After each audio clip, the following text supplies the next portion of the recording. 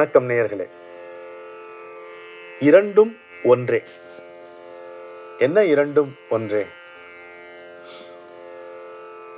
மகா பெரியவர் ஒரு அருமையான ஒரு கருத்தை எடுத்துக்கொண்டு கவித்துவமாக விளக்கியதை உங்களோடு பகிர்ந்து கொள்ள விரும்புகிறேன்.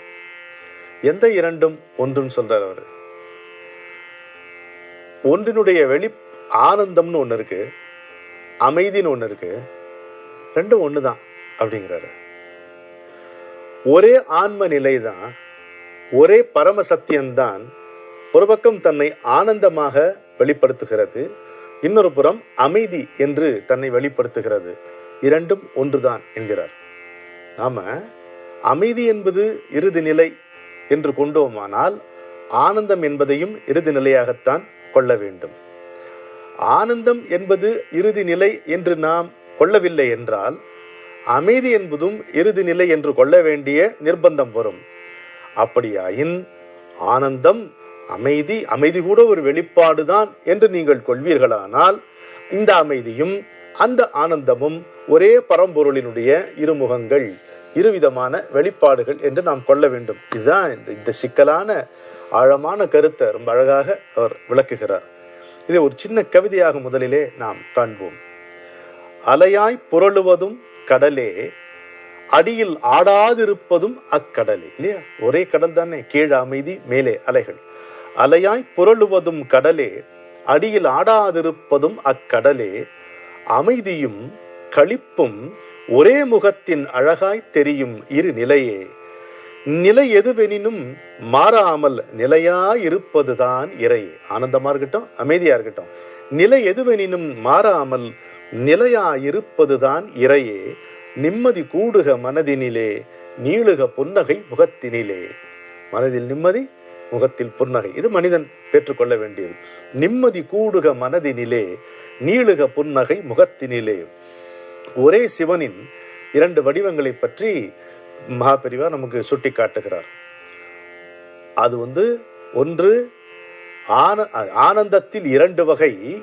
ஒன்று ஆடி பொங்குவது, இன்னொன்று அடங்கி அமைதியாய் இருப்பதுங்கிறார். ஒன்று ஆடி பொங்குவது, இன்னொன்று அடங்கி அமைதியாய் இருப்பது. ஆடி பொங்குவது தாண்டவ மூர்த்தி, சிவனுடைய தாண்டவ கோலம். அடங்கி அமைதியா இருப்பது சிவனுடைய தட்சிணாமூர்த்தி கோலம். எவ்வளவு அழகா இருக்கு பாருங்க. ஆடி பொங்குவது சிவனுடைய தாண்டவ மூர்த்தி கோலம், அடங்கி அமைதியா இருப்பது பரமேஸ்வரனுடைய தட்சிணாமூர்த்தி திருக்கோலம் என்று நமக்கு காட்டுகிறார். ரெண்டையும் கான்ட்ராஸ்ட் மாதிரி வைக்கிறார். ஆனந்த தாண்டவ மூர்த்தி, தட்சிணாமூர்த்தி மாறி மாறி அவர் பார்த்து பார்த்து சொல்வது போல் இருக்கிறது. அந்த அளவுக்கு என்னால் சொல்ல முடியாது, சுருக்கம் சொல்லலாம். அவர் சொல்றார், தாண்டவ மூர்த்திக்கு பொருளும் சடை, தட்சிணாமூர்த்திக்கு ஆடாத தாழ்ந்த சடை. பாருங்க, ஆடும்போது அவர் பறக்குதான் சடை. சடை வீழும் தாரார் புஜங்கள், வந்து நடமாட முயல்கின்ற கங்கை பதங்கள், தடையன்ன பருகட்டும் கண்கள், ஈசன் தரிசனம் அன்றி வேறென்னே நிஜங்கள் என்று நம்மை பாடத் தூண்டுகிறது. அப்படியே சடை புரள வருகிறான் சிவன், இல்லையா? அது ஆனந்த தாண்டவ மூர்த்தி. இங்கே அந்த சடை தாழ்ந்து, தளரவில்லை, தாழ்ந்து அமைதியாக இருக்கிறது தட்சிணாமூர்த்தி கோலத்துல. அந்த சடை அப்படி புரண்டு அப்படி சிலுப்பி கொண்டு பதறிக்கொண்டு இருந்தால் அதில் இருக்கக்கூடிய நிலவு எப்படி இருக்கும்? அதுக்கு ஒரு வார்த்தை சொல்றார் பெரியவா. அங்கே நிலவு தெரிக்கிறது, இங்கே நிலவு நின்று பிரகாசிக்கிறது. கவிதையா இருக்கு பாருங்க. அங்கே நிலவு தெரிக்கிறது, இங்கே நிலவு நின்று பிரகாசிக்கிறதுங்கிறார். தாண்டவமூர்த்தி அவன் ஆடும் பொழுது நிலவு தெரிக்கிறது, இல்லையா? அதாவது தும்பை நிலவுன்னு சொல்லுவேன் நான். ஆமா, அந்த சடையில் தும்பை மாதிரி இருக்கான் இந்த நிலவு அப்படின்னு சொல்லுவோம். அங்கே நிலவு தெரிக்கிறது, இங்கே நிலவு தட்சிணாமூர்த்தி கோலத்திலே நின்று பிரகாசிக்கிறது. இன்னொன்று சொல்கிறார், அங்கே ஒரு கால் மேலே ஒரு கால் கீழே, இங்கே ஒரு கால் மேலே ஒரு கால். என்ன வித்தியாசம் இருக்கு பாருங்க. அதே ரெண்டு கால் தான். அங்கே ஒரு கால் கீழே பதிந்திருக்கிறது, ஒரு கால் மேலே அசைந்த வண்ணம் இருக்கிறது. இங்கே எந்த விதமான அசைவும் இல்லை, ஒரு கால் இன்னொரு கால் மீது இருக்கிறது, கால் மீது கால். அங்க ரெண்டு வேற வேற. ஒன்று பதிந்திருக்கிறது, இன்னொன்று அசைந்திருக்கிறது. அவன் அழுத்தும் பதத்தில் எனது விதி, நின் ரசைந்த பதத்தில் எனது கதி, முழுக்க முழுக்க மூச்சில் கலந்து எனக்குள் நுழைந்து வளர்ந்து விரிந்து வெடிக்க வெடிக்க இனிக்கும் நெருப்பில் வீழ்ந்து மறைவதே சிவகதி. இது ஆனந்த தாண்டவமூர்த்தியினுடைய கோலமாக இருக்கிறது. இங்கே அமைதி. அதிகாலை கோவிலொன்றின் கிணற்றினோரம் அமர்ந்திருக்கும் முனிவரினை பார்க்கும் போதும், பதிலெல்லாம் மௌனத்தில் கிட்டும் போதும், பார்க்காத சாந்தி நெஞ்சை தட்டும் போதும் என்று சொன்னேனே, அது இங்க தட்சிணாமூர்த்தி. அப்படி இருக்க அங்க கால் மீது கால், அங்கு கால் மேலே கால் கீழே, இங்கே கால் மீது கால், இப்படி இருக்கா. இன்னொன்று, அந்த ஆனந்த தாண்டவ மூர்த்தியிடமிருந்து 16 சூத்திரங்கள் வந்தன. ஒரு முறையும் நம்ம ஆவணி ஆவட்டத்துல மட்டும்தான் இதை சொல்றோம். 16 சூத்திரங்களுடைய சுருக்கத்தை நம்ம சொல்லிக் கொள்கிறோம். இங்க சூத்திரம் அல்ல, சின்முத்திரை மட்டும்தான் இருக்கிறது. அப்படி இருக்கு, சேர்ந்த சின்முத்திரை மட்டும்தான் தட்சிணாமூர்த்தியிடம் இருக்கிறது. அங்கே உடுக்கொலிக்கிறது. உடுக்கடி தடி தடி துருண்டு வந்த உயர் தமிழை ஆக்கி வைத்தவன் இல்லையா? யார்? உடுக்கெடு தடி தடி துருண்டு வந்த உயர் தமிழை ஆக்கி வைத்தவன் சிவன் உன்னம் இன்னும் பன்னருங்கண் உள்ளகத்தில் நின்று கொண்டு உலுக்கியாட்டும் அன்னை சக்தி. அப்படின்னு நம்மளை பாட தூண்டுகிறது பாருங்க அந்த ஆனந்த தாண்டவம். இங்கே அமைதி, இங்கே அமைதி மயம் இல்லையா? ஒளியின் நடுவில் அமைதி, ஒலியின் வடிவிலும் அமைதி, வலியின் முடிவில் அமைதி, வாழ்வில் வெற்றி அமைதி என்று இந்த அமைதி கோலம் தட்சிணாமூர்த்தியிடம் காட்டுகிறது. எனவே அங்கே தாண்டவ கோலத்தில் உடுக்கொலி, இங்கே தட்சிணாமூர்த்தி கோலத்தில் மௌன முரசு. ரமண மகர்ஷி நமக்கு காட்டின மௌனம் என்பதே உரத்த பேச்சும் வரல, இந்த மௌன முரசு. இப்படி இந்த கான்ட்ராஸ்டை வைத்து நமக்கு காட்டுகிறார். ஒரே நிலைதான், ஒன்றே ஒன்றுதான் தன்னை ஆனந்தமாக வெளிப்படுத்திக் கொள்ளுகிறது, அமைதியாக காட்சி அளிக்கிறது. ஆனா பெரியவர் காட்டக்கூடிய வெரி சட்டில் டிஃபரன்ஸ், நீ சொல்லக்கூடிய this peace and that bliss, they are one and the same, they are not different ங்கிறார் இல்லையா?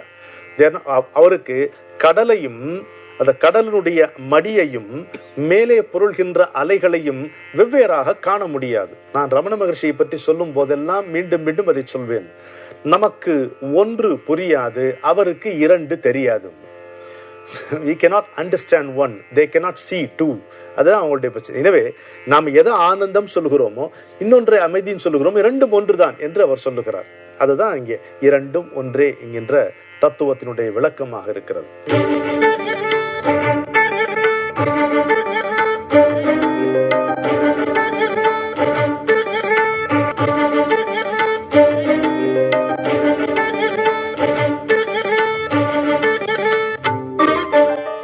ஒரு சின்ன நிகழ்ச்சியை இங்கே பார்ப்போம். ஒரு நாள் ஒரு பரபரப்பா ஒரு பிரமுகர் வரார், அவருடைய மனைவியோட வரார் வச்சுங்களேன். உயர் அதிகாரி வரும்போது தள்ளுங்க தள்ளுங்க எல்லாம் தள்ளுங்க விலைக்கு எல்லாம் வச்சுட்டு வந்து பார்க்குறார். பெரியவரோட பார்க்குறாரு. வகை வகையான பழங்கள் அதெல்லாம் நீங்கள் கொண்டு வந்த எதுக்கு இதெல்லாம் அப்படின்னு கேட்குறாரு. இல்லை நீங்கள் சாப்பிடணுமே கொண்டு வந்தேன், நான் பழம்லாம் சாப்பிட்றது இல்லையாப்பா அப்படின்ட்டார் அவர்கிட்ட. வந்தவருக்கு என்னடா இப்படி சொல்லிட்டாரு அப்படின்னு ஆச்சு. ஆனால் அதுதான் திபுன்னு எல்லாரையும் தள்ளிட்டு வந்தால் அவர் அதை ஏற்புடையதாக இருக்கும் அவருக்கு. அவர் என்ன சொல்கிறாரு, அது நான் வாங்கிக்கிறேன்னு சொல்லி அதை எடுத்துகிட்டு ஒரு தொண்டர்கிட்ட பார்த்து எல்லாருக்கும் இதை டிஸ்ட்ரிபியூட் பண்ண வெளியில் கொடுக்குறேன் அப்படின்ட்டார். அப்போது ஒரு எளிய தம்பதி வராங்க, ஒரு கணவனும் மனைவி. அவங்க சாதாரணமாக ஒரு கூடையில், ஒரு ஓலை கூடையில் கொஞ்சம் ஒரு 4-5 பழங்களை வாங்கி எடுத்துகிட்டு வராங்க. இந்த காட்சியை பார்த்தோன்னா அவங்களுக்கு பதைப்பு. நான் சன்னியாசிப்பா, எனக்கு எதுக்கு இந்த பழம்லாம் அப்படின்ட்டு எல்லாத்தையும் டிஸ்ட்ரிபியூட் பண்ணிட்டாரு. இப்போ நம்ம ஏதோ 4-5 பழத்தை கொண்டு வரோம், இது வரை எத்துப்பாரா?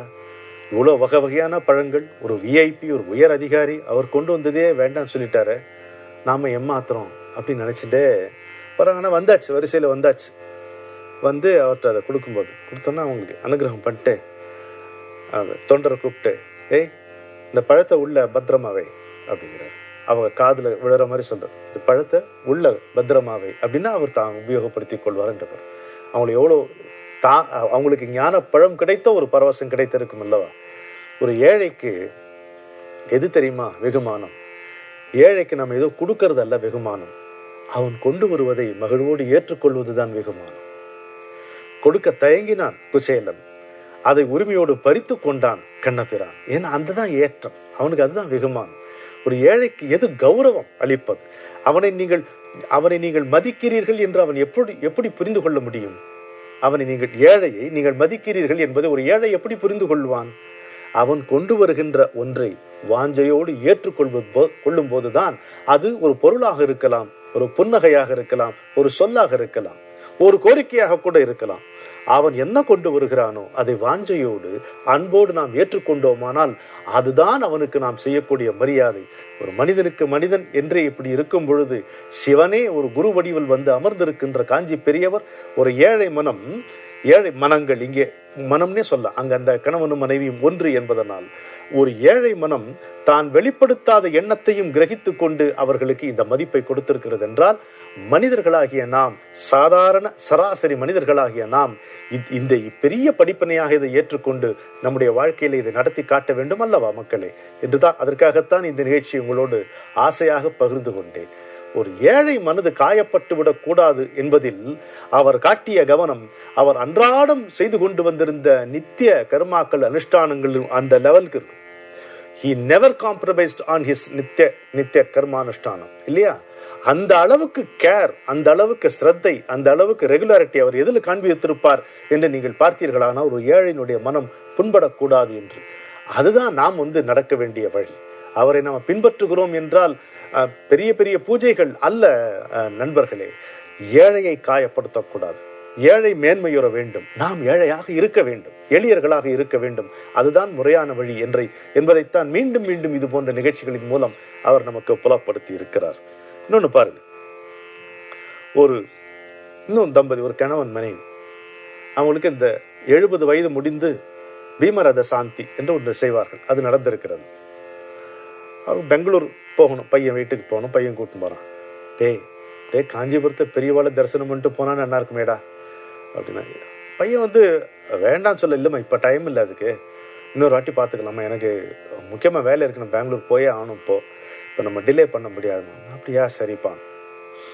இந்த பாதை பிரியற இடத்துல வண்டி ஆக்சில் ஒடிஞ்சு போச்சு, கார் பிரேக் டவுன், ஆக்சில் ஒடிஞ்சு போச்சுன்னா 2 மணி நேரம் அவங்களுக்கு அவகாசம் இருக்கு. காஞ்சிபுரம் வாசல்ல இருக்காங்க, 2 மணி நேரம் அவகாசம் இருக்கு. செத்தவர்கிட்ட போய் பார்த்துட்டு வந்துடுவோம்.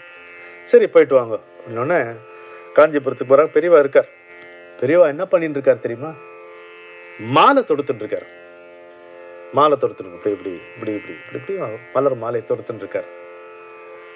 இவன் வரும்போது இவங்களை விடவே மாட்டேங்கிறார், நிக்க வச்சு பேசிட்டு இருக்காரு. அப்புறம் எப்படி நடந்தது, எல்லாம் நடந்ததா, சரியா இருந்ததா? பையன் என்ன பண்றான்?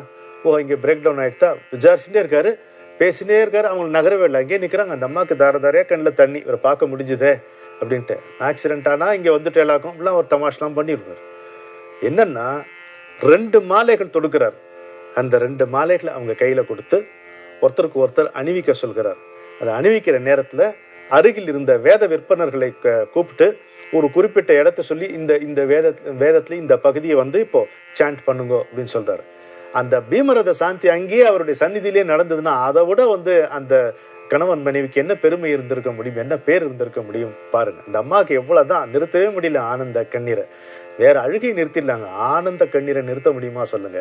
அப்படி அனுபவிச்சார். எப்படி அனுகிரகம் பண்றாரு பாருங்க. இன்றைக்கு மகா சுவாமிகளுடைய மகா வாக்கியம் என்னன்னு பார்ப்போமா? அற்புதமான ஒரு ஆணையை நமக்கு வைக்கிறார். துக்கம் எங்கே இருக்கிறதோ அதை நிவர்த்தி செய்ய நம்மால் ஆனதை செய்ய வேண்டும். இதுவே அறம். இதனால் மனம் அகலும், சித்தம் சுத்தமாகும் என்கிறார். Wherever there is misery, we should rush and do our best to mitigate it. This alone is dharma. By doing this, our heart will expand, our consciousness will become clean அப்படிங்கிறார். கடமையாவன தன்னை கட்டுதல் சொன்னோம் இல்லையா? பிறர் துயர் தீர்த்தல், பிறர் நலம் விரும்புதல். சிலருடைய துயரங்களை நம்ம தீர்த்து விடலாம், சிலது தீர்க்க முடியாது, ஆனா நலம் விரும்பலாம். நம்மாலானதை செய்ய வேணும், அவ்வளவுதான் பார்க்கணும். தீர்ந்துட்டா எல்லாத்தையும் தீர்க்க முடியும் என்கின்ற எண்ணத்தோடு நம்ம எங்கேயும் போகக்கூடாது. ஆனால் நம்முடைய உத்தேசம் எப்பொழுதுமே பிறருடைய துயரை தீர்ப்பதாக இருக்க வேண்டும். இதுதான் நமக்கு காஞ்சி மாமுனிவர் அருளி இருக்கின்ற வாக்கு. அப்பனா என்ன, நம்முடைய துயரத்தை நம்ம பார்க்கக்கூடாது. ஊரார் குழந்தையை ஊட்டி வளர்த்தால் தன் குழந்தை தானே வளரும் என்கின்ற பழமொழி இங்கேயும் பொருந்தும். நாம் மற்றவர்களுடைய துயரத்தை களைவதிலேயே நம்முடைய கவனத்தை செலவிட்டோமானால் நம்முடைய துயரத்தை கடவுள் களைவான், காஞ்சி மாமுனிவர் களைவார் என்கின்ற நம்பிக்கையோடு கண்ணை அகல திறந்து கொண்டு, கைகளை உழைப்பதற்கு தயாராக வைத்துக் கொண்டு, கால்களை விரைவாக நடந்து செல்லுமாறு தயார்படுத்திக் கொண்டு மற்றவர்களுடைய துயர்களை களைகின்ற பெரும் பணியில் இன்றிலிருந்து அவர் சொன்னபடி நாம் ஈடுபடுவோமாக. வணக்கம்.